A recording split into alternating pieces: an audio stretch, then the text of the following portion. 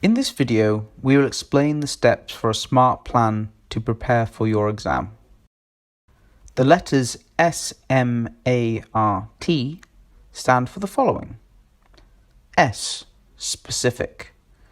Define your goals as specific as possible. The more specific, the higher the chances are you will achieve it.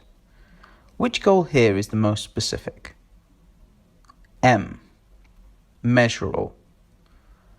How is the goal measured and what determines success? It does not matter how you measure as long as it accurately reflects success.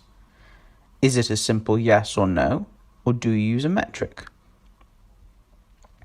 A. Attainable. How will the goal be achieved? Do you have the resources and capabilities to achieve success? If not, what is missing? R. Relevant.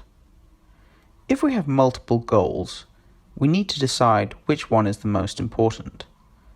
Look at the effort you need to put in and the value you get out by achieving each goal. T. Timely. Include a specific date or time by which the goal should be achieved. This helps you monitor progress. You can watch this video at any time.